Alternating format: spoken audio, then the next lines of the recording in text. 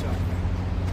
Because they don't do this. They don't know. They wouldn't know where to begin, and if they did, it would cost them 100 times more. So I would say he should call the governor, Christie, and I'm sure you'd give him because his state is a disaster, and he doesn't do this. Well, they have the original Alcatraz, so you guys could approve him being able to set one of these up over there. I'm sure the secretary would be happy to do that and provide some. My sense is he's probably not going to bite on that, but I don't know that they'd be able to come in at cost because they tried to do this high-speed rail. They spent like 150 billion, no tracks. We've got a privately funded rail in Florida from Miami to Orlando, cost the taxpayer zero, and it's very successful. So just a much different approach between states. Hey, Mr. President, when's the first person checking in this beautiful Alcatraz? He ought to come here and study this because he could learn a lot. When's the first person checking into the room, sir? Tomorrow? Hopefully tomorrow, within the next 24 hours. They have the doctors, they have all the professionals. There's going to be a security sweep because there have been civilians here, so they will sweep this multiple times to make sure there's nothing can be used as weapons or any contraband. And then once that's cleared, then they'll do so. It's really up to Secretary. I know has got people in the queue, and so they'll be ready to receive. I think our viewers at home should know that this is air-conditioned facility. Yes, so if any of the news claims they're keeping them out in the hot, humid South Florida, that is wrong. It's probably 62 degrees in here, or 72. Hey, Biden wanted me in here. Okay, he wanted me. It didn't work out that way, but he wanted me in here. Mr. President, what's your expectation what this will do for the speed and force of deportations? Well, a lot of things, and they're both telling me that these people come in here, they want to go home. And they want to go home, so we immediately send them home, where it's appropriate. Now, if somebody's a real killer, we don't send them anywhere. We put them in maximum security. Look, what we inherited from this guy, this incompetent man, and his administration, which wasn't incompetent, it was radical left, lunatic, communist, whatever you want to say. I know most of them. What we inherited should never, ever be forgotten. What they've made us do. This is all because of an open border policy where 25 million people flowed in. From all over the world, from prisons, from all over the world they flowed in. For no reason whatsoever. We had, when I left, we had a very powerful border. We had no problem.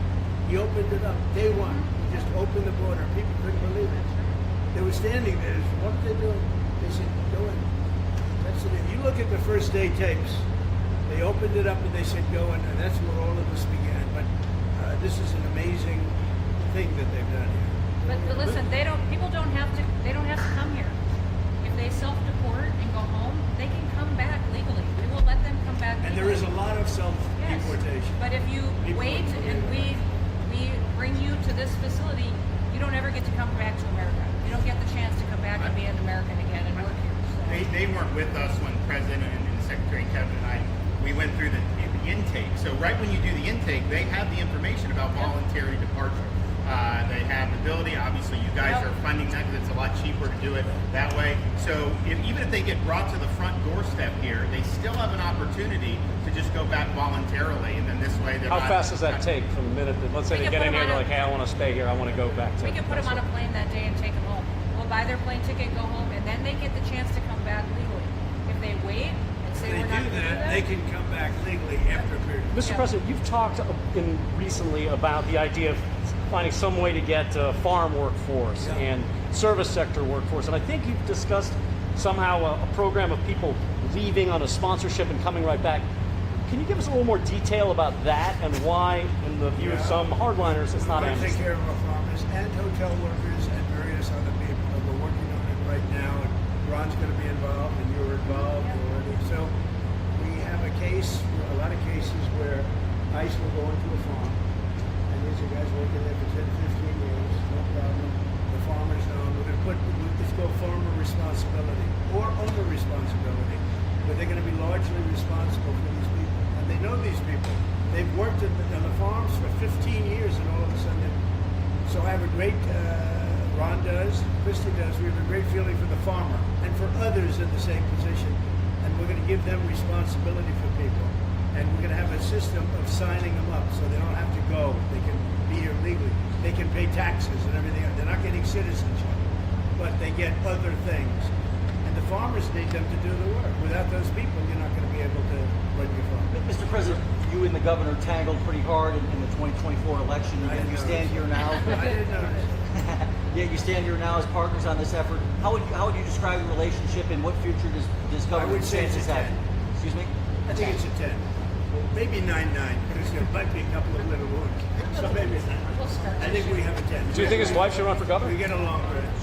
Should Casey DeSantis run for governor? You know, the thing about it is, I endorsed him immediately in January 2024. I raised one of his PACs millions and millions of dollars. And obviously, we saved him a lot of money in Florida because Florida was a deep red state. He didn't even have to do a rally in Florida, whereas 2016 and 20, this was like ground zero. And so we've been, really happy to do that. And then we've worked very well on this and other issues with Florida. You can call him at any time, and he wants to be helpful for governors. I mean, I can tell you that. We did Hurricane Helene last year. You didn't hear from the president at the time then, but with President Trump, we know immediately. You just make the phone call. Can we ask a Gaza follow-up question? I'm sorry, like another thing you inherited. How firm are you going to be with Netanyahu about ending the war in Gaza? Very full. But he wants it to. I will tell you. He's coming here next week. He wants to end it too.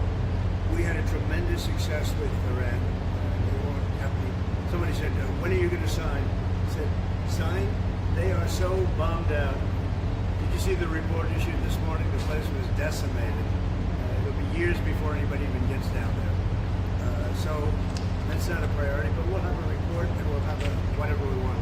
We'll get whatever we want from Iran. And I think, and I hope they will have a good, they have massive sanctions right now, biting sanctions. It's going to be very hard for them to do anything with those sanctions. And I look forward to maybe there'll be a time when we get along with them and they can rebuild their country. But is there a point where you tell Netanyahu, like, you've got to end this now, you got to strike a deal? Well, he wants to. I can tell you he wants to, and I think we'll have it. I think we'll have a deal next week. Thank you. That's what I think. Mr. President, did you intend to announce your pick for successor to Jay Powell earlier than say, or as early as say the summer or the fall? Will I do something about who it's going to be? Yes. I don't know. Hey, she'd be a good candidate. She'd be a good candidate. Anybody would be better than Jay Powell. No, he's causing us a fortune because he keeps the rate way up.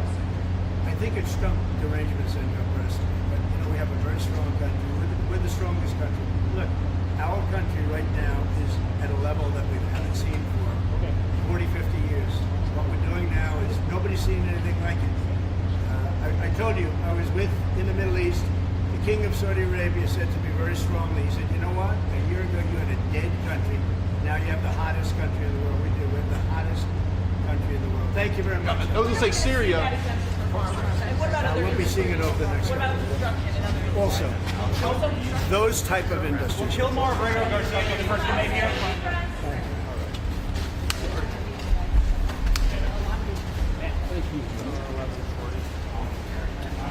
Right this way?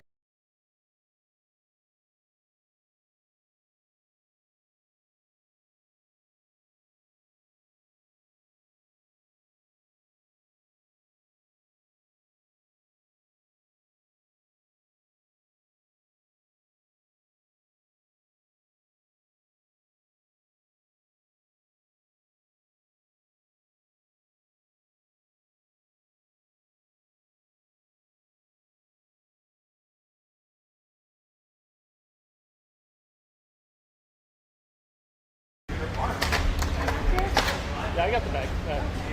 I'm moving. TV. Let's keep moving. Guys, come on.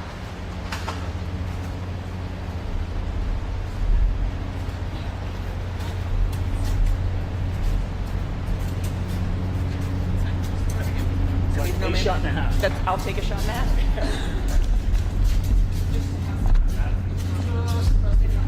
Yeah.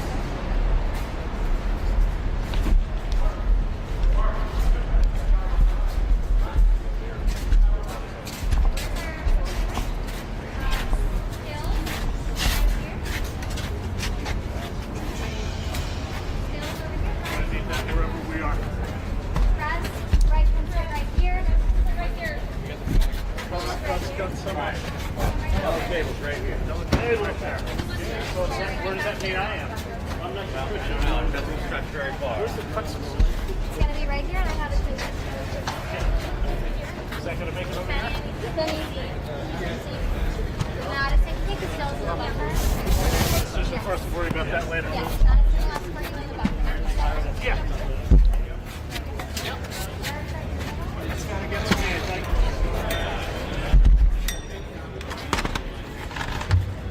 Ladies and gentlemen, please welcome the 45th and 47th President of the United States, Donald J. Trump.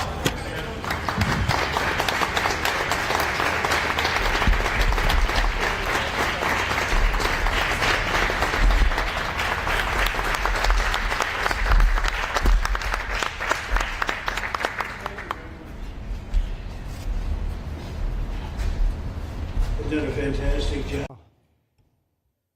Well, I'd like to just thank everybody for the incredible job they've done. I love the state. As you know, Ron and I have had a really great relationship for a long time. We had a little off period for a couple of days, but it didn't last long. It didn't last long, and a lot of respect for each other. And it's a great honor to be deep in Florida, the Florida Everglades, to open America's newest migrant detention center. It's incredibly built, and you're seeing that yourself. That's why I said, let the press join us on our walk so they can see what's happening. It's known as Alligator Alcatraz, which is very appropriate because I looked outside and it's not a place I want to go hiking anytime soon. But very soon this facility will house some of the most menacing migrants, some of the most vicious people on the planet. We're surrounded by miles of treacherous swampland, and the only way out is really deportation, and a lot of these people are self-deporting back to their country where they came from. Quite a few. We're amazed at actually the number. We took the FEMA money that Joe Biden allocated to pay for the free luxury hotel rooms, where he's paying hundreds of millions of dollars in New York City, and we used it to build this project, and Ron, it was just a little fraction of that money. The money they spent on that project, I happen to know the real estate developer. He's a very, he never really made that much, but he became very wealthy. With luxury, he didn't do well. With people that are not exactly luxury, he's made a fortune. I want to thank Florida Governor Ron DeSantis and Secretary of Homeland Security Kristi Noem and Florida Attorney General James Uthmire. Where is James? Where is he? You do a very good job. I hear good things. I hear good things about you from Ron, too. No, you really do. He's even a good-looking guy. That guy's got a future, huh? Good job, James. I hear you did really, really fantastic. Worked hard. You're like in the construction business for a few days, right? Huh? Congratulations. For all the hard work and to make this facility possible. It's amazing. Thanks as well to Florida Agricultural Commissioner Wilton Simpson. Where is Wilton? Where are you? Hi, Wilton. Been a long time. Thank you. Congressman Byron Donalds. Where's Byron? Hi, Byron. How are you? Good. Florida Speaker of the House, Daniel Perez. Daniel? Daniel? Thank you, Daniel. Why, you didn't want to sit up here with us, Daniel? Executive Director of the Florida Division of Emergency Management, Kevin Guthrie. Hi, Kevin. Good job. Acting Director of ICE, Todd Lyons. Todd, great job. And Senator Joe Gruters. He is a great guy. Where is Joe? We love Joe. Thank you very much. Thank you. Thank you, Joe. Joe is great. With the help of those incredible Border Patrol agents, we now have the lowest level of daily border crossings ever recorded. As you know, last month, the month of May, just got released 2 days ago, the number of illegal aliens into the United States was zero. Zero. Even I find that hard to believe that. Somebody must have gotten in, I think. I don't know, but they say zero. And the people that count them are radical left Democrats. So when a radical left Democrat tells me it's zero, I believe him. But there's still much work to do. In the 4 years before I took office, Joe Biden allowed 21 million people, that's a minimum, I think it was much higher than that, illegal aliens to invade our country. He invaded our country just like a military would invade. It's tougher because they don't wear uniforms. You don't know who they are. more than the populations of New York City, Los Angeles, Chicago, Houston, Phoenix, and Philadelphia combined. That's what came into our country from prisons, from mental institutions, from street gangs, drug dealers. It's disgusting.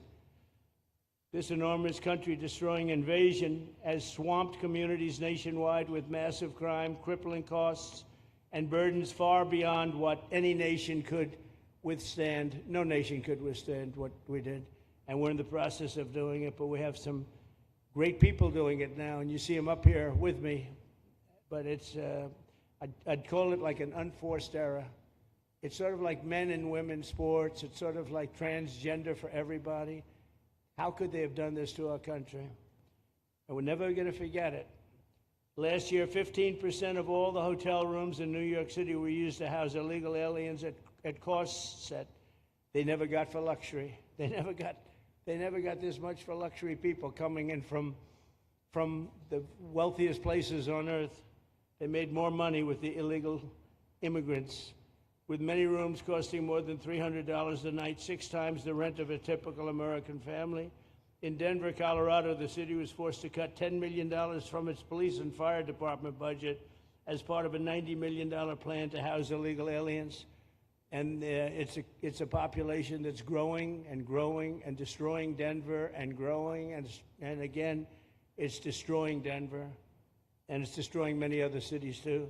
Likewise, one of the city's largest hospital system is drowning in unpaid medical bills, unpaid in the billions, after their emergency rooms were flooded with tens of thousands of illegals, leading to the closure of critical services. And these are really critical services. They can't even keep them open for American patients. The American patients were treated worse than any illegal immigrant. In Los Angeles, 1 in every 4 students in the public school system is from a household headed by an illegal, and most of them don't speak English, so they're in a school system, and they don't have interpreters, they don't have anything, they don't speak English. What a mess, what a mess. Unforced error, all these people allowed to come in. The United States is now spending $78 billion a year on translation. Okay, think of that, $78 billion a year on translation, and smaller numbers on special education programs for non-English speakers in our public schools. So $78 billion, I think that's not a mistake. I would say $1 million maybe, hundreds of thousands of dollars, $78 billion, Joe, on translators and non-English speaking work. Federal government, the Justice Department, it's more than twice the cost of maintaining the United States Justice Department, what we're spending on translation and other things to help. In total, the average illegal alien costs American taxpayers an estimated $70,000. That's each, $70,000. I think that number is even low. If you care about balancing the budget, the single most impactful step we can take is to fully reverse the Biden migration invasion. One of the worst invasions we've ever had. We've never had an invasion like this. We've had invasions, but we've taken care of them. We've never had an invasion like this, and it's with us. And we have some very bad people out there looking to do big harm. That's why the One Big Beautiful Bill includes funding for 3,000 new Border Patrol officers and 10,000 new ICE agents. And I've gotten to know the Border Patrol and ICE very well. Unlike Kamala, she was the border czar, but she never saw the border. She never made one phone call. She was some border czar. She would have been some president. Probably would have been slightly better than Biden, though. I had to run against both of them, you know? The one guy, it's like a fighter. You knock out the one guy who's doing badly, then they put somebody else in, but fortunately she was a stiff also. Otherwise, I would have been very angry. I would have been extremely angry. The heroes of ICE will also help round up and remove members of the savage drug cartels which are coming back into our country. And we got them out. Now some of them came back in. We just got them out again, and that's going to be a vicious cycle. But these are foreign gangs. They're horrendous people, killers, that have infiltrated our territory, including 8 which we have designated as foreign terrorist organizations, which gives us a lot more power for speed and getting them out much easier. And we had a great court victory, as you know, on Friday that allows us to do what we have to do from the Supreme Court of the United States.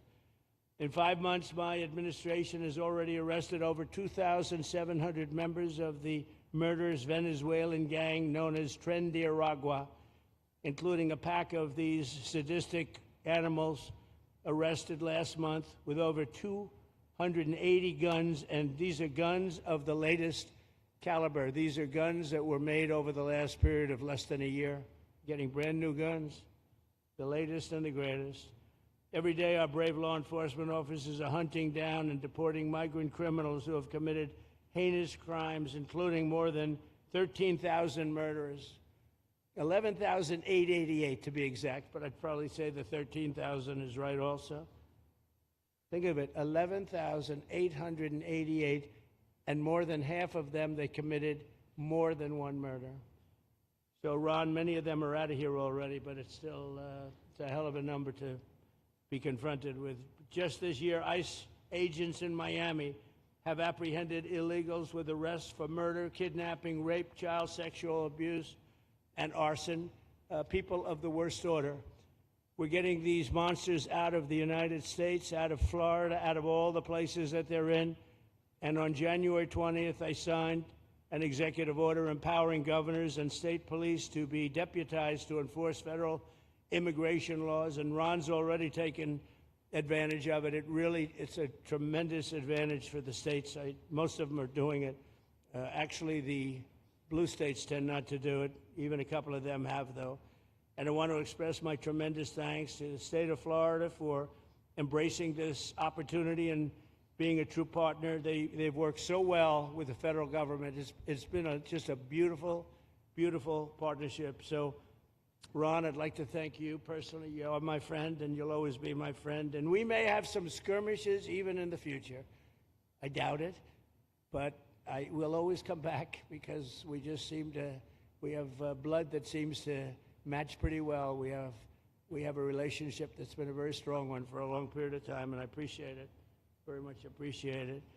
And also, Secretary Noem, I'd like to have you say a few words. You have been unbelievable, the job you've done. You and our favorite person, Tom Homan, have done, and your whole staff, because it's a lot of people, and Tom acknowledges it all the time. He respects you so much. He respects the staff that you both built.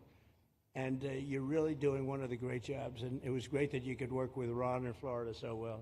Built such a great facility. So please say a few words. Thank you very much. I don't know if this will work. Well, thank you, Mr. President. First of all, I want to thank you for putting the safety and the security of the American people first, and the way that you never lose focus on making sure that America stays our priority and that the families that live here get the chance to grow up and to raise their children in communities that are safe and that give them an opportunity to pursue the American dream. This facility here is a fantastic representation of what can happen when all of government works together and when it's accountable to the taxpayers and to the citizens that live here. The President signed an executive order that allowed us to build partnerships with states and with local law enforcement officers, which is exactly how things should function in this country. More power, more authority given to people locally so that they can take control of their own destiny. And so we have already been working under the 287G program to deputize law enforcement officers, whether they be state highway patrol, local sheriff's departments in all of our states, and allow them to go out with our ICE officers, our border patrol officers, and make sure that we're getting the worst of the worst off of the streets. We also recognize that as we've been doing that and returning people back to their home countries, that we need detention facilities. We need beds to put them in place so that they can have their due process before they return home. And this facility is exactly what I want every single governor in this country to consider doing with us. What happened to start this conversation was that a young man named Jimmy Percival in my office, my general counsel, who came from Florida and used to work here, called up the Attorney General and the governor and said, hey, what do you think about partnering with us on a detention facility that we could put in place that would allow us to bring individuals there? There's an airstrip close by. You guys volunteered the assets that you have and the connections that you have and worked with Kevin extensively so that we could come here, have their due process given, and return them home to their countries. And in 8 days, this facility has been stood up. And I want everybody to recognize that detention facilities that ICE adheres to is a higher standard than is required at state levels, at local Department of Corrections facilities, sheriff's offices. This is a state-of-the-art facility, air-conditioned, isolated though for security purposes, which is very helpful. And I appreciate so many people being willing to work together to make a project like this happen. Right here on this location, we'll have about 3,000 beds. Other location will have another 2,000 beds that will allow us to bring individuals across the country that we are bringing in and incarcerating for violating our laws, and immediately get them out of the country as soon as we possibly can. It's exactly what we need to be perpetuating in other states. And what I would say is, I want all of you to notice these flyers that we've got, is that everybody who sees these flyers or anybody who sees these news clips should know you can still go home on your own. You can self-deport. If you go on the CBP Home app and go home now, you will get the chance to come back to the United States legally. You will get the chance to come back and do it the right way. If you don't, you may end up here. And you may end up here and being processed, deported out of this country, and never get the chance to come back. That is the consequences of breaking the law in the United States of America. Listen, our job is to uphold the law. This is a country of laws. We have a border now, and because we have a president that cares and recognizes that we need to be a nation of borders and a nation that upholds the law. If you break the law, there's consequences. We will deport you, and you will never get to be a United States citizen. You'll never even get to come back here and work and to pursue the American dream. But if you decide you want to go home now, go home, and we'll help facilitate it. We'll buy your plane ticket. We'll get you there. In fact, I just got back from Panama, Costa Rica, Guatemala, Honduras. Those countries are excited to get their citizens home. They're setting up programs to loan them money to buy houses when they get there, help them with food assistance, get their children educated, scholarships. They want their citizens that are living here in the United States illegally to come home and to be a part of their economy and help their countries grow. So this is a win-win for everyone, and I just want to end, Mr. President, by thanking our law enforcement officers, by thanking our ICE officers and our Border Patrol officers for what they do every day. They are out on the streets, and violence against them has increased over 500% since Trump has gone back into the White House, because he's upholding the law and because a bunch of liberals, socialists, and Marxists are out there lying about what President Trump is doing. President Trump is upholding freedom by what he is doing. The freedom to live safely in this country and to do things legally and to have justice. And because those liberals, and I'm calling out you, CNN, I'm calling you out because you lie every single day about what these operations are. We are going after murderers and rapists and traffickers and drug dealers and getting them off the streets and getting them out of this country because Joe Biden let the worst of the worst come in here. The other day I was talking to some marshals that have been partnering with ICE. They said that they had detained a cannibal and put him on a plane to take him home, and while they had him in his seat, he started to eat himself, and they had to get him off and get him medical attention. These are the kind of deranged individuals that are on our streets in America that we're trying to target and get out of our country because they are so deranged they don't belong here. And they shouldn't be walking the streets with our children, and they shouldn't be living in the communities with our families who just want to grow up, go to job, raise their children to grow up and get a job and to live the American dream. So thank you to all of our law enforcement officers, those in our military that have been helping, our National Guard. Thank you to Governor DeSantis for stepping up and being an example to other governors. I hope my phone rings off the hook from governors calling and saying, how can we do what Florida just did? How can we do exactly what they did? Because we need this big, beautiful bill. We absolutely have to have this big, beautiful bill that has the funding so that we can continue this operation and we can get those bad criminals off of our streets and have the officers to do it so that when they go out on an operation, somebody's got their back. Somebody's got their back, they can do it safely, and they can go home to their families at night too. So this bill needs to pass through Congress so we have the resources at the Department of Homeland Security to make sure that our homeland truly is secure. And Mr. President, thank you for Stephen Miller. I just want to thank you for him. This guy calls me night and day and tells me all of his wise advice and wisdom, but he's a rock star because he loves this country and he's passionate about making sure that nobody is prioritized over an American citizen. We love everybody. We do. We love everybody. Not everybody. But, well, A lot of people. But not we everybody. shouldn't be putting people illegally above citizens. We should be making sure that we do things right, and that's what America has always stood for, and we're an example to the rest of the world because we do it right. So, Mr. President, you surround yourself with great people, and I think that's because everybody wants to work for the greatest president that the United States has ever had, and that's President Donald J. Trump. So thank you, very sir. much, Christy. That's so Thank you for nice. your Thank you. Thank you very much. And I have to say that, you know, when Christie's name was put before me by Tom Homan, by the way, because I wanted him for the border, and somehow I thought that was going to be good in that sort. But he didn't want the upper job, and I said, "Who do you recommend?" Christie Noem. I said, "Oh, are you kidding? She's great, but she's such a fine, elegant person." He said, "Sir, she's tough as hell." I said, "Are you sure? You are tough as hell, I tell you, and you do it in a very nice way. But you are. If you ever saw her ride a horse, she rides a horse like she should be in the rodeo. She's like an unbelievable horse person, and you've done a fantastic job. And Steve Miller would even agree to that. And he likes nobody, by the way. I don't think he likes anybody.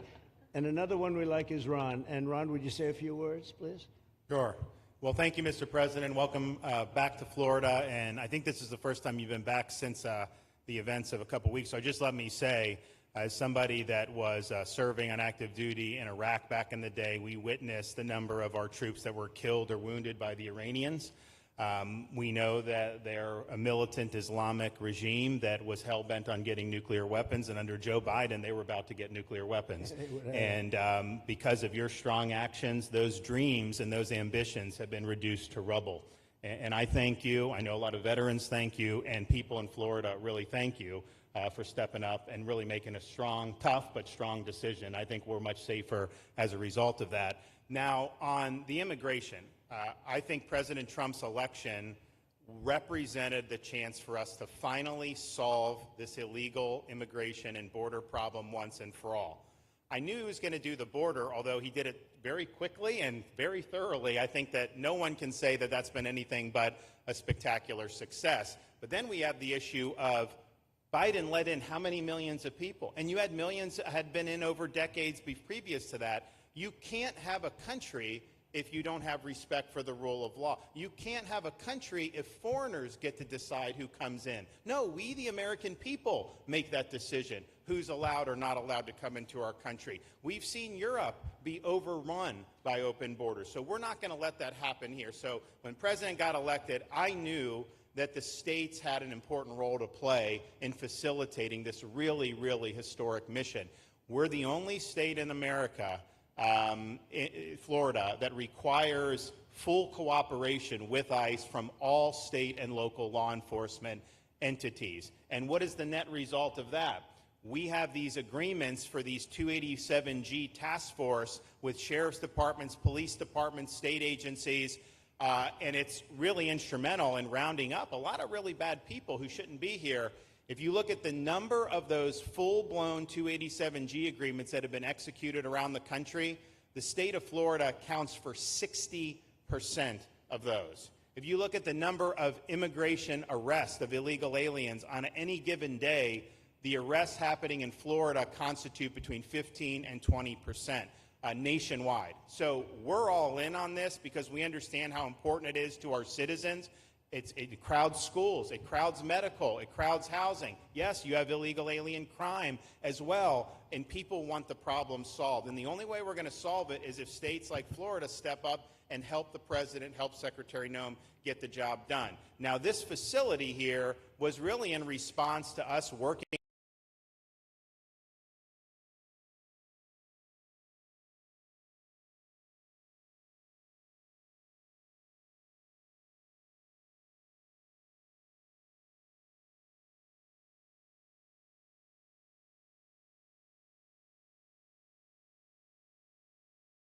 So they're building it back up, but they're like, we need detention space in order to be able to bring about more deportations. And so what we have here can hold 3,000 now. We have 2,000 facility up at Camp Blanding that we're going to be open, which is our National Guard site. But think about what you have here. They come here, say they already are been ordered to be deported. You drive them 2,000 feet to the runway, and then they're gone. It's a one-stop shop. And this airport that's been here for a long time is the perfectly secure location. It's going to make a big difference. And let me just thank everyone who was involved.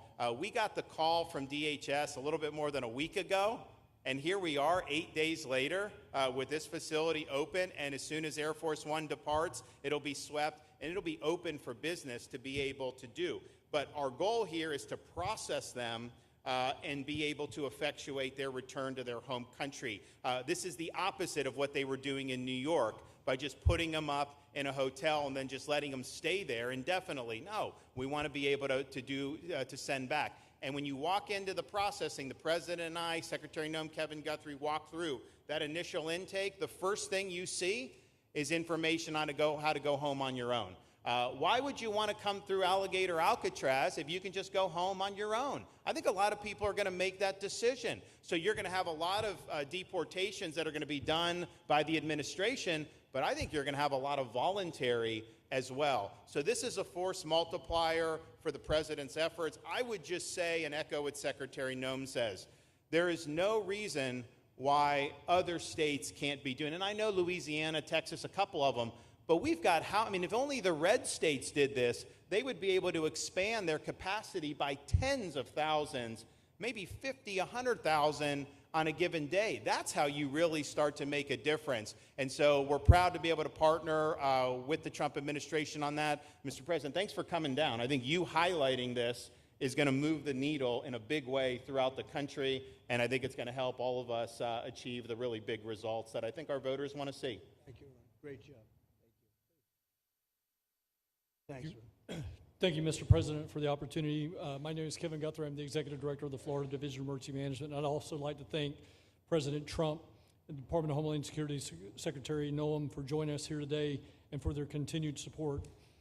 I want to thank first by thanking the man to my right, and that's Governor Ron DeSantis, whose bold leadership and swift action made this project possible. Make no mistake, this facility would not be standing here without the President, the Secretary, and the Governor's vision and determination to uphold the rule of law. Florida is and will always be a law and order state.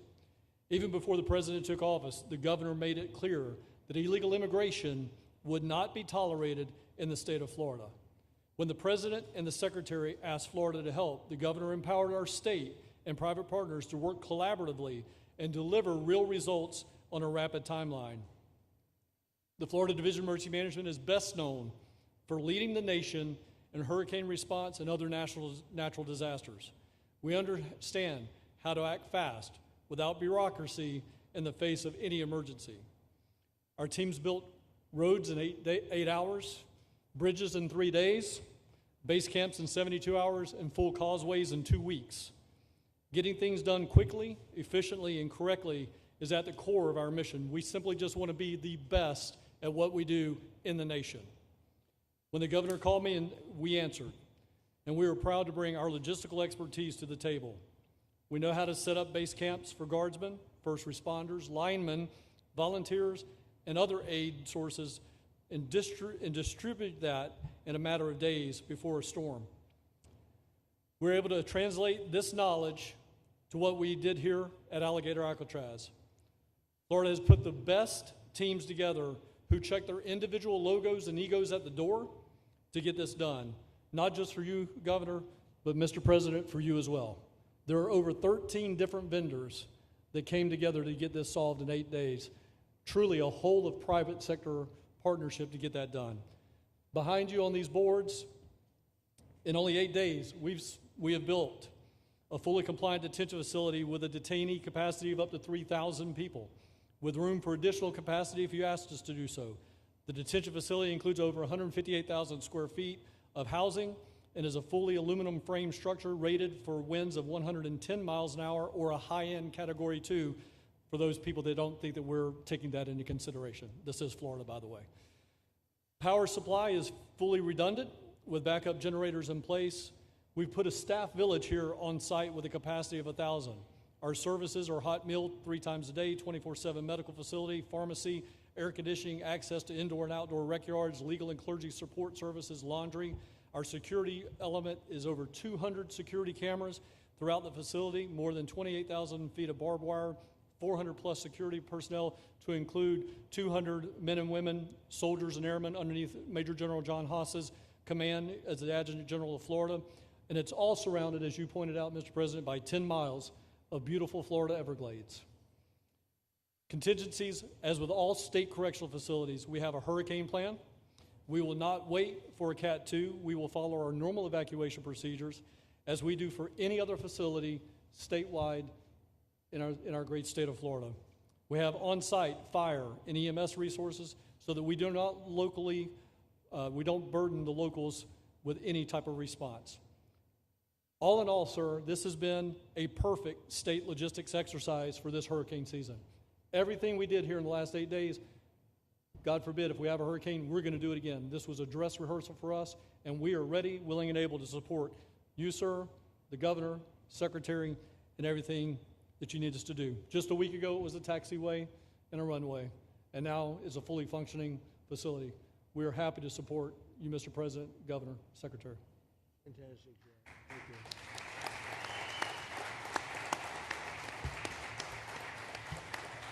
Byron, please.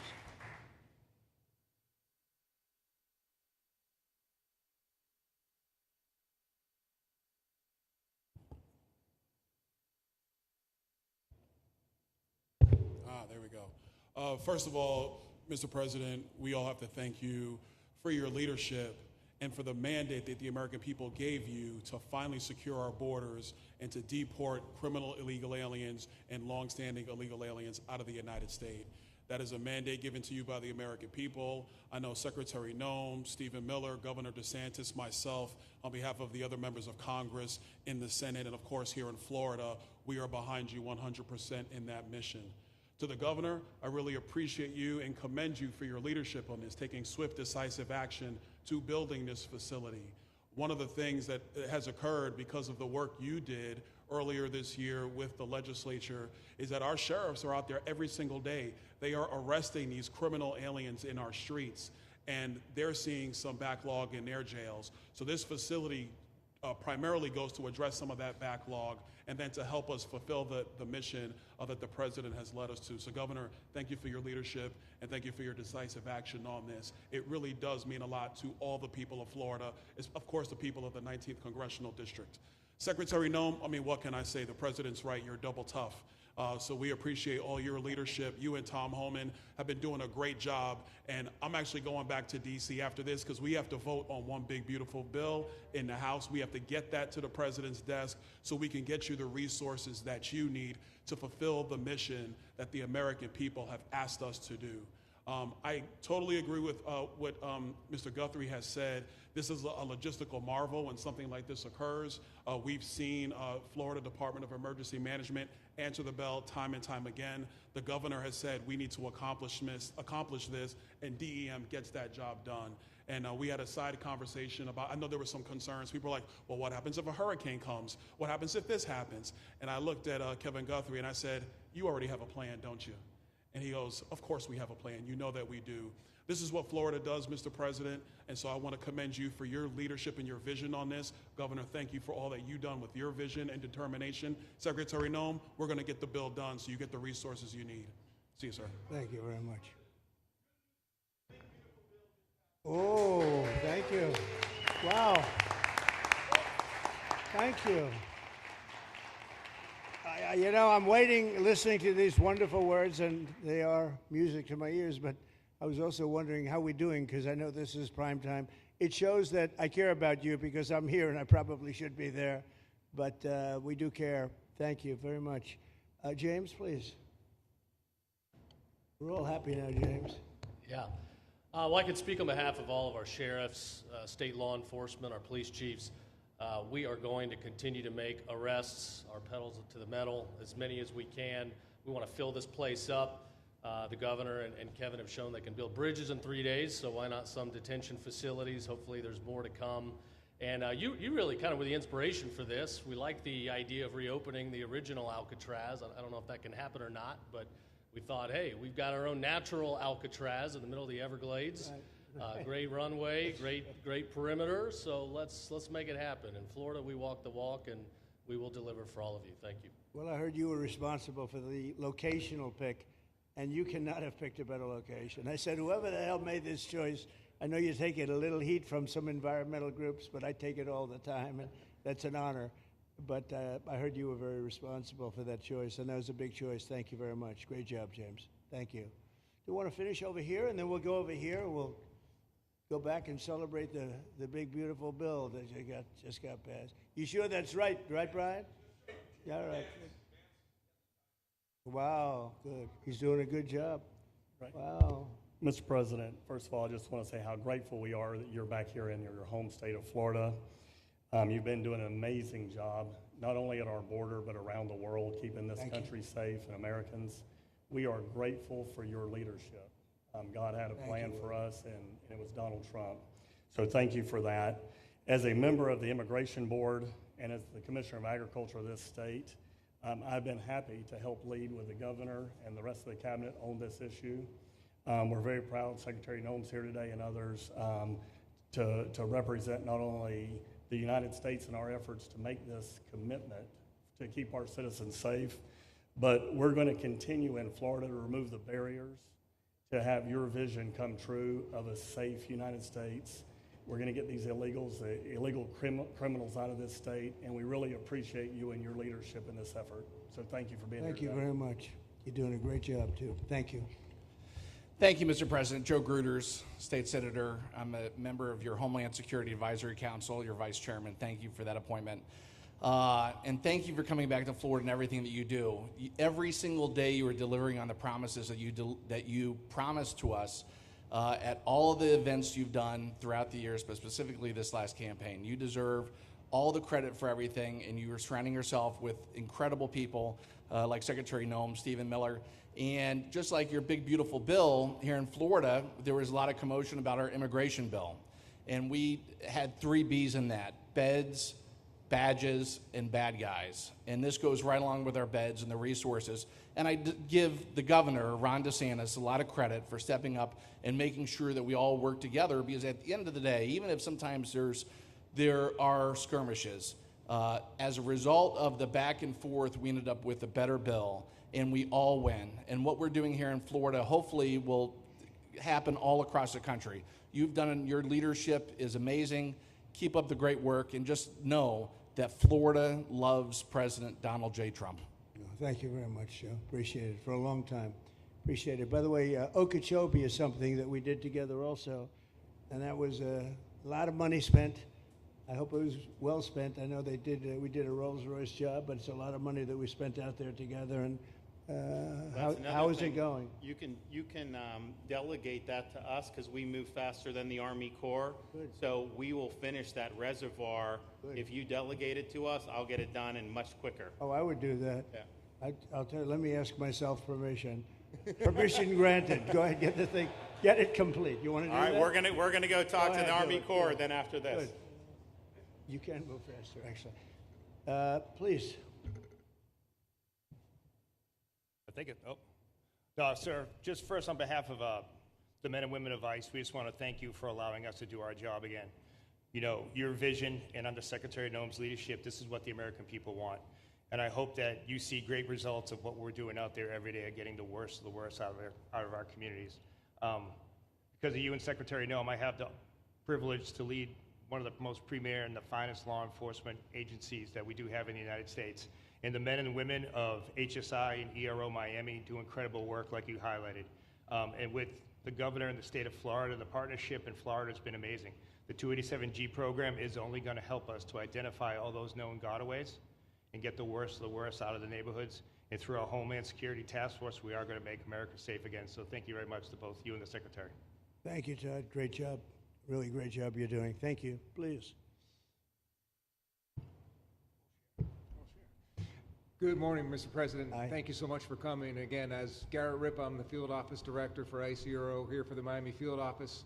Incredible collaborative work we've been doing together, working with the state, working with our local partners. And again, just the 287G is going to open up that aperture and allow us to get those bad hombres off the street and get them Right. into this facility. And we're looking forward to it. And again, just appreciate all your support. Thank you. Always thank you. You've always been so great. Thank you very much. Please. Good afternoon, Mr. President. On behalf of Air Marine Operations, my name is Andres Blanco. I'm the Executive Director for Southeast Region. AMO continues to execute and support your executive orders. Air Marine Operations brings a unique capability both in the air and the maritime domains. And in partnership with our Border Patrol, OFO officers, and ERO, we continue to conduct effective operations both interior, along the border, and along the maritime approaches. Thank you very much. Good job. Good afternoon, Mr. President. Jose Figueroa. I am the acting special agent in charge for Homeland Security Investigations here in South Florida, and our office covers from Key West to Fort Pierce. Tremendous collaboration here with the state and our federal partners. HSI is conducting criminal investigations into TDA, MS-13s that are involved in human smuggling, sex trafficking of minors, and we will continue that effort with your support. Governor DeSantis, thank you very much for this facility. Looking forward to continue the great work. Thank you. Thank you very much. Steve, would you like to say something? Our star. Thank you, Mr. President. I just want to say on a personal note, getting to watch what you've done over the last 5 months to deliver on a 50-year hope and dream of the American people to secure the border. When President Trump came into office on January 20th, the United States had endured the largest wave of illegal immigration in human history. Not just American history, human history. And within just a few days, President Trump, through his strength, leadership, diplomacy, and vision, achieved the most secure border anyone in the world has ever seen. When we recently went overseas to the NATO summit, I had senior staff in foreign governments come up to me and ask me how he achieved the Trump miracle on his border and could that be replicated in their countries. For individuals who don't work in this space, to have 0 successful illegal entries in an entire month should be an impossible achievement. There's a 2,000-mile border with one of the poorest countries in the world, and you have open travel from 150 countries into Central America and South America. There are 2 billion people in the world that would economically benefit from illegally coming to the United States. And through the deployment of the military, through the deployment of novel legal and diplomatic tools, through the building of physical infrastructure, through the empowering of ICE and Border Patrol, and the entire federal law enforcement apparatus, President Trump achieved absolute border security. And now, once this legislation is passed, he will be able to make that with those resources permanent. Watching what you've done, sir, has been one of the honors of a lifetime. I'm proud to be able to play any role in it. And what President Trump is going to achieve next with the resources in this bill will make America safer, stronger, freer, more sovereign, and more prosperous than it has ever been before. Thank you, sir. Thank you, Steve. Oh. Thank you. And the bill is going to be great for Ron. It's going to be great for Florida, too. A lot of set-asides for Florida, some of the things that you wanted to do. And so it's great news to hear that it was approved. Do you want to take a few questions, Ron? We'll take a few questions from these. Yeah, please, go ahead. Yeah. Thank you, Mr. President. Given the likelihood of the One Big Beautiful Bill passing, and we look forward to the success of this facility here, how many more facilities like this do you feel that the country needs in order to enact your agenda of mass deportations? Well, I think we'd like to see them in many states, really, many states. This one, I know Ron's doing a second one, at least a second one, and probably a couple of more. And, you know, at some point, they might morph into a system where you're going to keep it for a long time. You know, it's not that far away from jails that take years to build, and money is spent and wasted. And, you know, like the railway that they have in California that costs like 40 times more than it was supposed to cost. The same things happens with prisons. You look at this in a short period of time. Ron, James, and some of the people that really worked on it along with our people, they did this in less than a week. And you look at it, it's incredible. The incredible thing is picking the site, because the site was one of the most natural sites. It might be as good as the real Alcatraz site. You know, it could be. Well, that's a spooky one too, isn't it? Huh? That's a tough site. But So I really think it could last as long as they want to have it. I mean, you may morph this into, your prison system, frankly, which I know you always need, unfortunately. I'd like to say, a little controversial, but I couldn't care less. We have a lot of bad criminals that came into this country, and they came in stupidly. It was an unforced error. It was an incompetent president that allowed it to happen. It was an auto pen maybe that allowed it to happen, and it did happen. But we also have a lot of bad people that have been here for a long time, people that whack people over the head with a baseball bat from behind when they're not looking and kill them, people that knife you when you're walking down the street. They're not new to our country. They're old to our country. Many of them were born in our country. I think we ought to get them the hell out of here, too. You want to know the truth. So maybe that'll be the next job that we'll work on together. But I think getting them out, we forget about them. We had some bad accidents in New York, and they're not accidents. They were done very much in purpose. People being pushed into a subway just before it arrives, going 40 miles an hour, and they're 10 feet away from where the thing is, you get pushed right into the face of the subway train, get whacked and killed. And these are sick people. I'd like to get them out of here, too. Yeah, please, go ahead. White shirt, glasses. Julio Rosas, Blaze Media, sir. A couple months ago, I ran into former DHS Secretary Mayorkas, and I asked him a couple questions about his disastrous handling of the border. He didn't like my questions.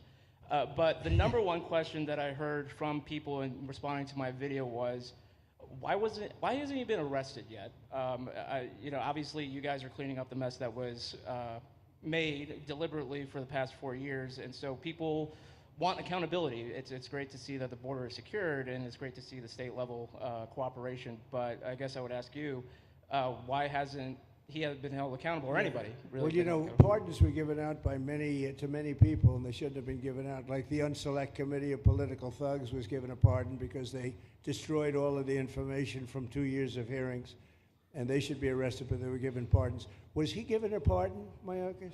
Was he not? I don't believe so. Well, sir. I'd take a look at that one, because what he did is it's beyond incompetence. Something had to be done. Now, with that being said, he took orders from other people, and he was really doing the orders. And you could say he was very loyal to them, because it must have been very hard for him to stand up and sit up and talk about what he allowed to happen to this country and be serious about it. So he was given orders.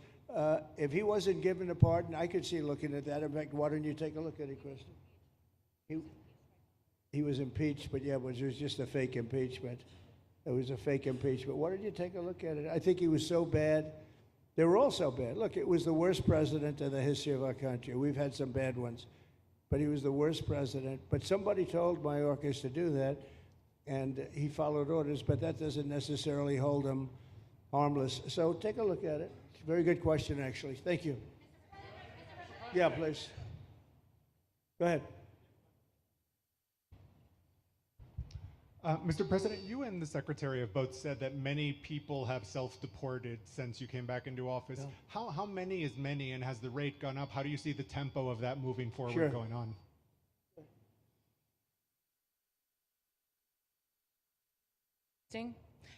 We have had several 100,000, but also we have many that have self-deported, not even using the CBP Home app.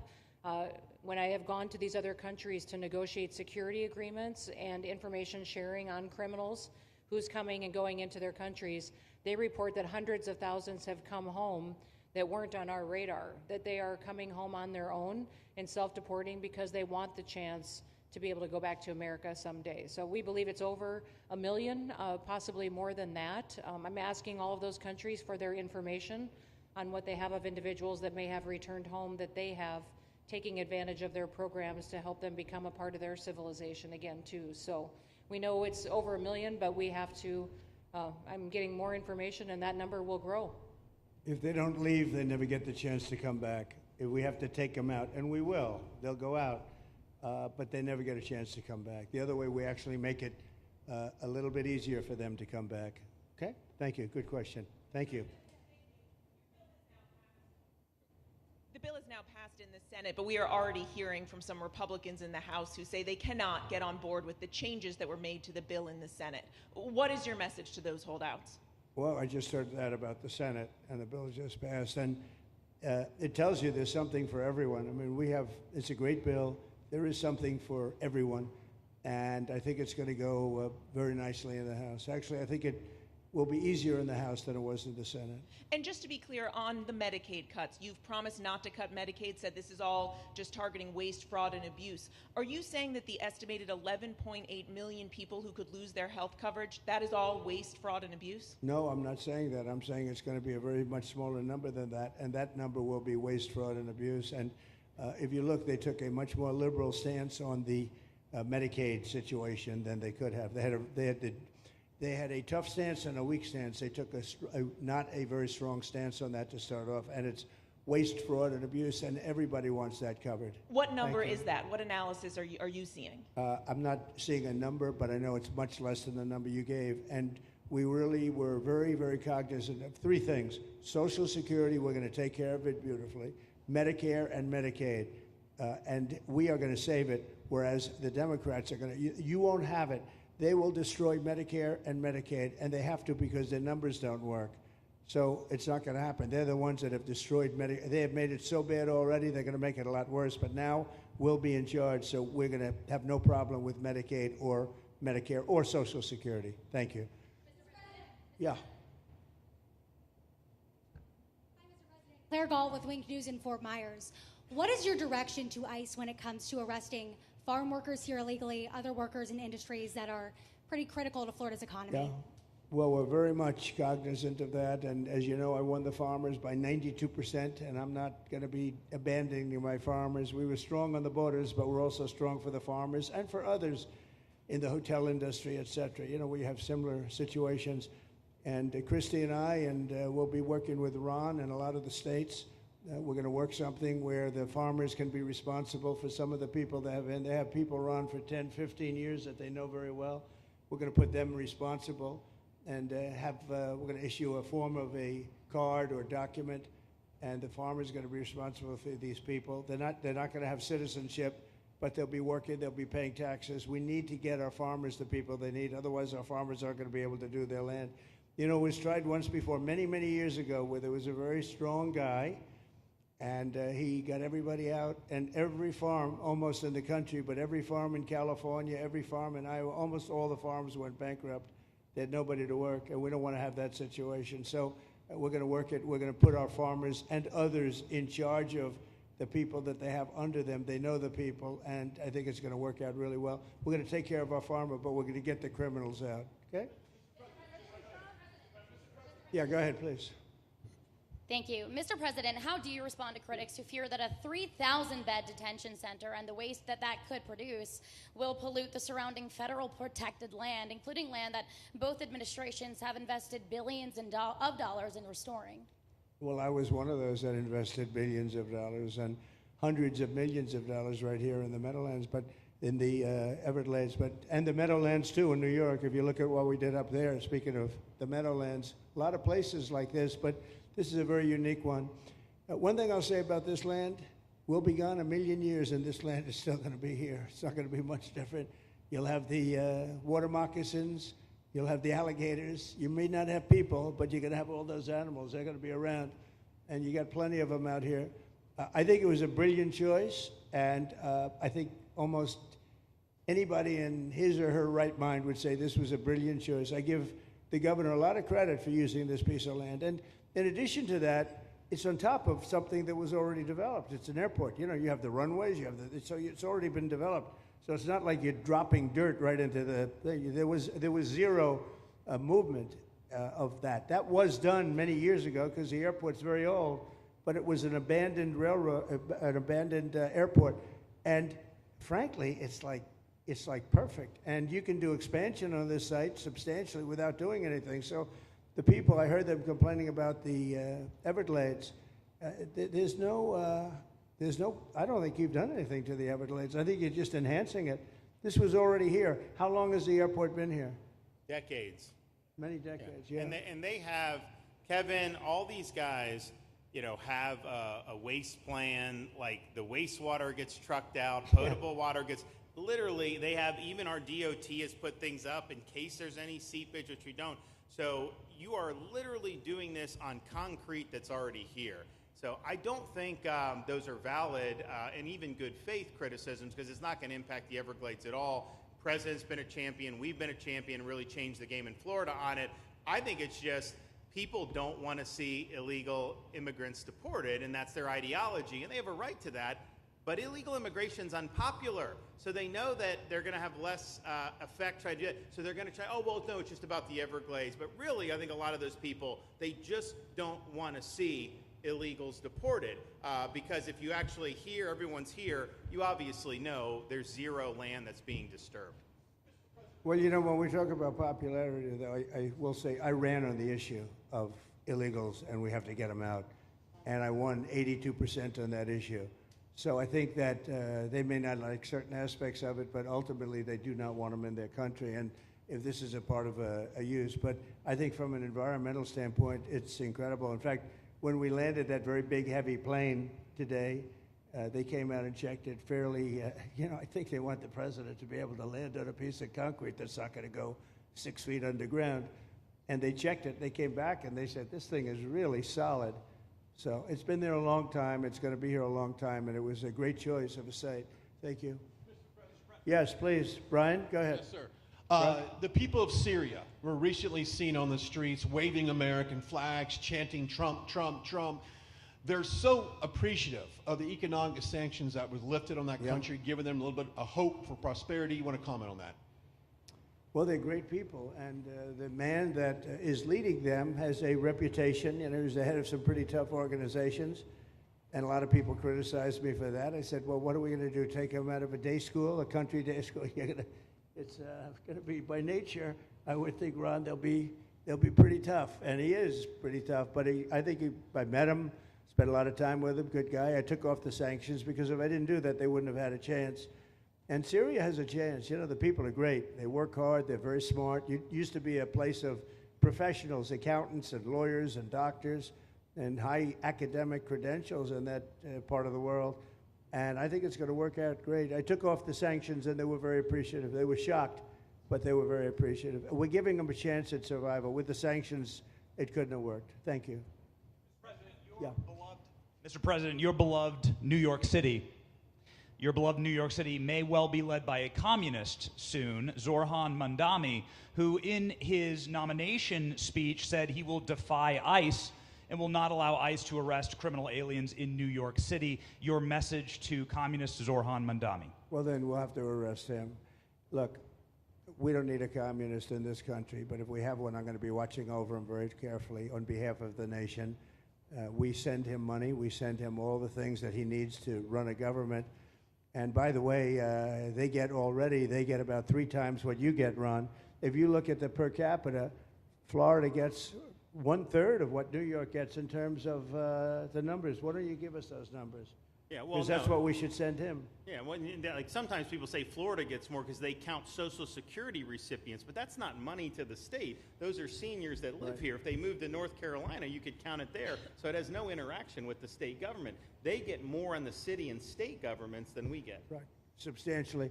We're going to be watching that very carefully, and a lot of people are saying he's here illegally. We're going to look at everything, and ideally. He's going to turn out to be much less than a communist. But right now, he's a communist. That's not a socialist. I've always said, we will not have socialism in this country. In the speeches, I said, well, what? They skipped socialism. And you got a lot of them like that. And you see AOC, she's out there with her, bad IQ. She's out there ranting and raving about how wonderful he is. And look, so far he's winning. He still has a race to win, but so far he's winning, and he has an advantage as a Democrat in New York City. I was there a long time ago, and it was a long time since a Republican won the city, but you would think that a Republican would be able to win. Or you have a good independent running, Mayor Adams, who's a very good person. I helped him out a little bit. He had a problem, and he was unfairly hurt over this question. He made a statement to the effect that this is terrible. New York City can't have all these immigrants come in, and like he was indicted the following day. And I said, that was a phony indictment, and it was a phony indictment. That was a Biden indictment. I said, don't feel bad. I got indicted 5 times every time you opened your mouth. That was a bad group. That was a very dangerous group, I will tell you. These were not nice people. That was the only thing they could do. They had no policy. They had no skill. They had no anything. But they were very good at that. They were vicious, vicious, horrible people. Thank you very much. Yeah, please go ahead. Anna Giratelli with the Washington Examiner. Governor DeSantis has proposed using National Guard, deputizing them as immigration judges to get through this massive backlog of people in the immigration court. Would you be open to that? Yes, he has my approval. Okay. That wasn't too hard to get, was it, right in front? He didn't even have to ask me, James. You didn't even need James to ask me. He has my approval, okay? Good. I also like what he's doing in Okeechobee. He has my approval for that, too. I don't know how we work that out, but we'll work it out. We'll follow up. Go ahead. Please. President Trump, Jake Stofan with Action News Jax from up in Jacksonville. There's some talk about a facility similar to this up in Camp Blanding. Has that been approved by DHS? If not, what's the timeline? When could we see ground break on that? Well, I'll ask Ron or James to talk about it. Do you want to mention it, James? The overarching plan, I think the secretary has said she supports the whole plan, so you guys are going to keep going. Yeah. So, Mr. President, just specifically, the response for proposals is out for that today. It closes, I can't even remember what day of the week it is, but it closes on Wednesday at 5 o'clock. Then we will do notice to proceed. So I would say right after our wonderful Independence Day, we will be starting construction there at that facility. You're going to have another big runway there, too. That's great. Wow. Boy, I love these runways. It's very convenient, I must say. Having a runway is a nice thing. Today, you don't get runways approved. I will tell you, it's tough to get a runway. Although in the age of Trump, you get them approved fast. You know, we're approving massive electrical bins, what they call them bins, but big electrical facilities for all of the factories and the AI that's coming in. They're going to build their own electric. They're going to be really. They're going to be made into electrical providers. They're going to have a lot left over. They'll put it into the grid. I think, they're going to end up doing so much. They'll put it into the grid. Won't even cost anything from their standpoint. But so we have a lot of that happening. We get approvals fast. So, but I was just saying, runways are hard to get, but we'll get them now. But in the past, I would say over the past 30, 40 years, when you can get a runway, that was considered gold. Okay, please, go ahead. Go ahead. Sure.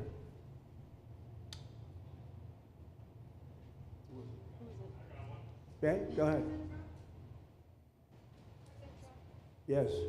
President Trump, Laverne McGee, News 6 Orlando. You have fulfilled several campaign promises along with the help of Governor Ron DeSantis. What is the next campaign promise that you plan to fulfill to the American people? So we have turned this country around in less than 6 months. And when I was away, and I was telling Ron, I was telling some others, I've said it a little publicly, I guess, but I met a lot of very important people. The King of Saudi Arabia, I was there 2 weeks ago, and Qatar, the leader of Qatar, who's great, and the leader of UAE, who's great. These are very substantial people, very smart people, and good people. And all three of them said essentially the same thing, along with many other people, because I just left NATO. NATO's we took it up to 5%. Nobody can believe that one run. That would be hard, but nobody believes that. What happened in NATO, over $1 trillion a year from like nothing. It was an honor. But every leader said that a year ago, this country was dead. They had no confidence in the United States. They really felt it was a dead country, and it was some bad things were going to happen. But they used the term, it was a dead country, and now they said you have the hottest country anywhere in the world. We're the hottest country in the world right now. And we turned it around fast. I thought it would take longer than this. We turned it around fast. Some of it was psychology, and we had to know how good we were. But others was getting rid of rules, regulations, and all of the things that I got rid of already. I signed more executive orders than anybody in history, times like 3 or 4. And I got rid of just one. I got rid of the other night. You buy a house, they have a faucet in the house, Joe, and the faucet, the water doesn't come out. They have a restrictor. You can't, in areas where you have so much water, they don't know what to do with it. You have a shower head, the shower doesn't, you think it's not working. It is working. The water's dripping out. And that's no good for me. I like this hair I like that hair nice and wet. Takes you have to stand in the shower for 20 minutes before you get the soap out of your hair. And I put a thing in, and it sounds funny, but it's really not. It's horrible. And when you wash your hands, you turn on the faucet, no water comes out. You're washing, the water barely comes out. So this was done by crazy people. And I wrote it all off and got it approved in Congress so that they can't just change it, because I did it in my first term. Everyone was so happy. And then one of the first things that Biden did when he came back is he put the restriction on showers, toilets, and sinks. Put this and washing machines. Washing machine, they give you like a quarter of this bottle to do your clothing. And people needed 10 of these bottles. And the people came to me from Whirlpool, and they said, we can't make a machine that's competitive. We can't make a machine anymore. It doesn't work. Why? They don't let us use water. Do you have any problems with water? No, we have so much we don't know what to do with it. You know, it comes down from heaven, right? And I approved all of that, the washing machines, the whole thing. The dishwashers, that was the other one. They give you like this much water right up to there to do your dishes. So people, you know what they do? They keep pressing the button.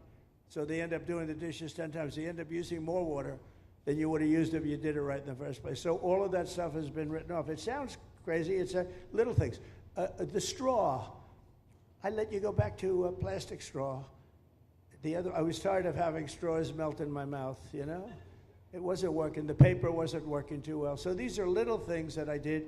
Then we have the big things. We have the biggest things, and that has to do with some of the subjects we're talking now. I think the things we're talking about now are the biggest, because if you don't have borders in this country, borders and good elections, and we're working on that next.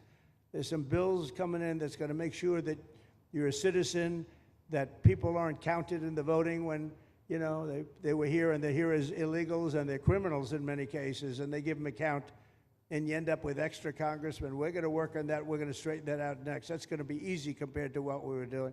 But we did the big things too. But little things like that, a straw, little things like a washing machine with no water. People go out, they spend all their money on a washing machine. The damn thing doesn't work. You can't use the water. Then you go to your sink, and that doesn't work either. You're stuck. You know what you do? You have dirty plates the next day. That's it. And we solved so many common sense problems.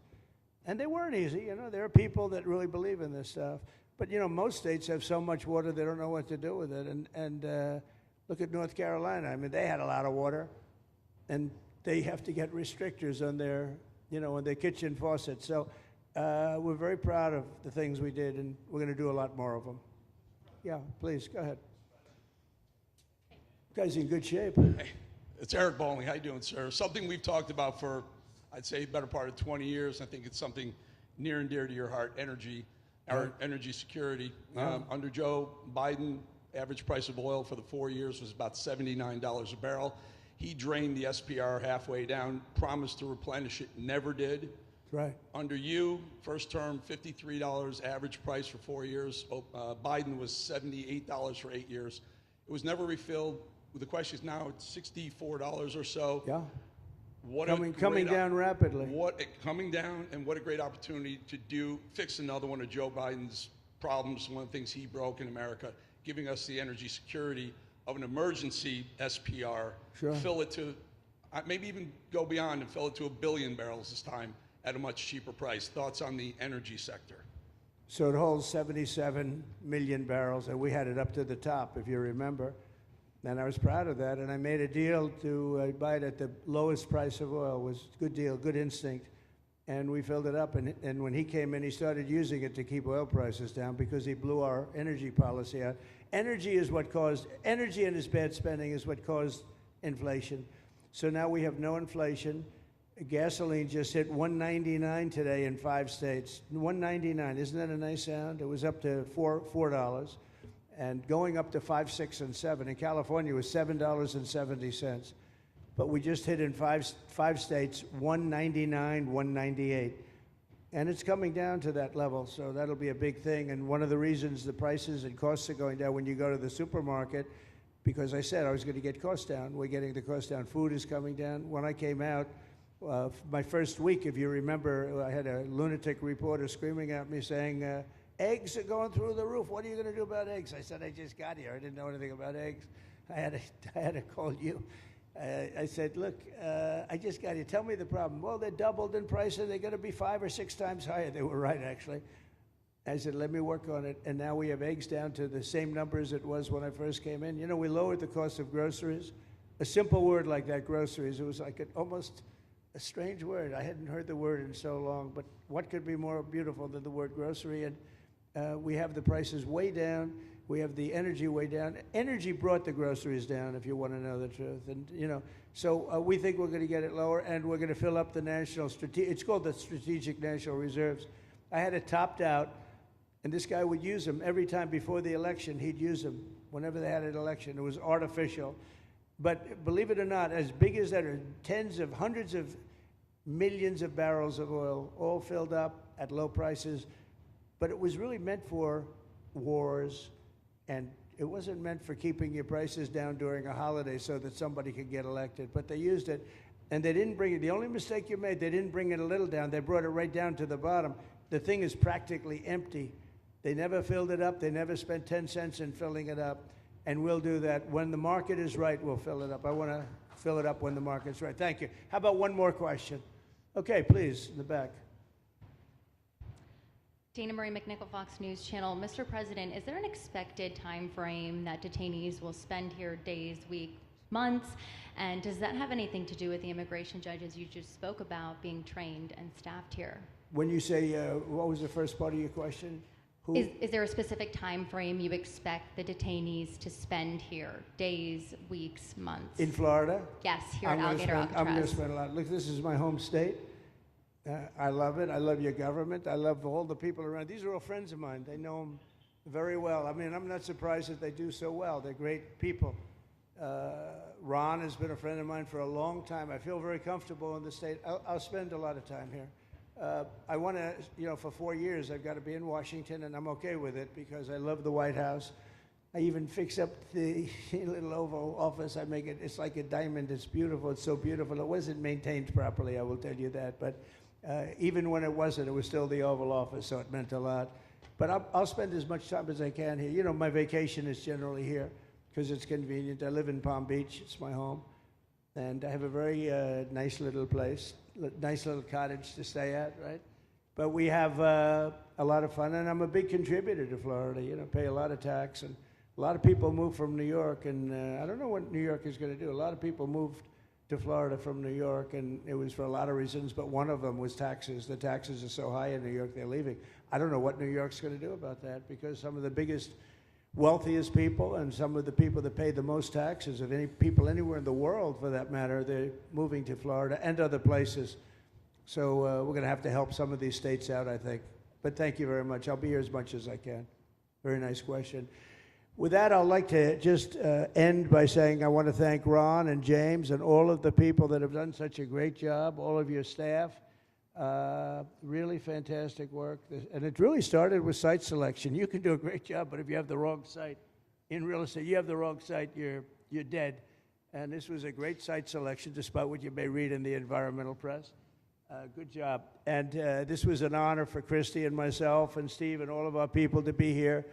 And I also appreciate the media. They've treated us very fairly. Over the last few weeks, I've been treated very nicely.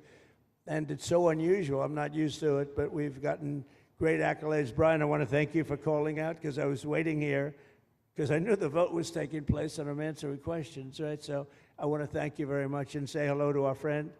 And I will see a lot of you. Thank you very much. We're going to make America great again. Thank you very much.